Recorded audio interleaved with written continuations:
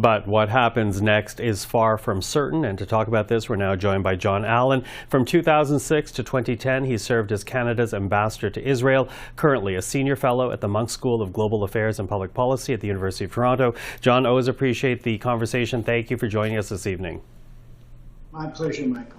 So let's begin with the rebel group that has now taken over, Hayat Tahrir al-Sham, also known as HTS. It has past ties with al-Qaeda and ISIS, as does its leader, Abu Muhammad al-Julani. You know, the Assad regime had ties with global disruptors like Russia and Iran, but will the man and the regime that succeeds Assad be better for global security, or perhaps even worse? Michael, we don't really know. That is one. There are many questions that are up in the air about the future of Syria, about its relations with Iran and Russia, of course.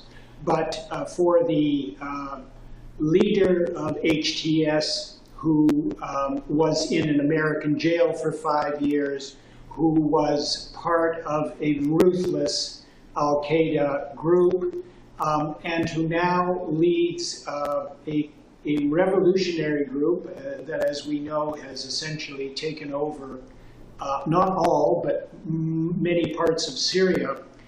He claims that he is embracing pluralism, that he has moved away from terrorism, that he will not be going after the Christians or the Alawites.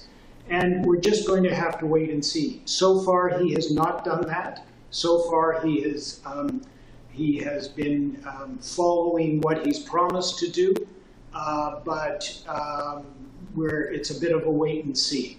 Okay, so he's making claims of pluralism, and as you say, at this point, it's very early on, so we're going to have to wait. But, you know, by the time Assad fled, he controlled just, to my understanding, a handful of Syrian states. Is there anything that we can extrapolate about how HTS operated in the, I guess, non-Assad states that might tell us something about the future of Syria and how it will be governed? Well, you're right that at the time that Assad fled, he had only controlled 3 of 14 provinces. But Golani did not control all the other provinces. The Kurds had some, other rebels had others. I think we can say that in the last while, he has definitely moderated. And there's no question that many Syrians are happy that he has removed Assad. But I think many of the minority groups and the Shias, as I said, the Alawites, the Christians, are still waiting and seeing about how he will govern. The problem, of course, is that there is no rule of law, there is no press. There are really no institutions, and we're going to have to wait to see whether he can build up those democratic institutions, if that's what he wants to do, and then we'll see whether he allows the minorities to play a part in a new Syria. Mm-hmm. So that said, how should Western countries, and I include Canada in this, how should we be approaching this new regime in Syria then? Well, ironically, there's still, I think, a $10 million reward out for Golani's head in America. He is still, his group and he are still considered terrorists. So the Western world is going to have to decide how to deal with them, no question about it. But if he does become he's the de facto leader, if he becomes the de jure leader of Syria, then they're going to have to make some decisions about whether they trust him, and they're going to have to get a handle on how he's managing the situation there. Mm-hmm. So a lot of eyes right now on Julani as we wait to see what happens, because this has taken place in such quick succession, the fall of the Assad regime after 13 years of a civil war. But you know, Assad lost ground, Jon. I don't have to tell you this because Russia did not step up, but also Iran did not step up. And I want to focus a little bit on Iran now, being a regional player and quite disruptive to the region. Does the fact that Iran was not able to answer Assad's call tell us something about the state of Iran right now and the impact that we'll have in the Middle East? Absolutely.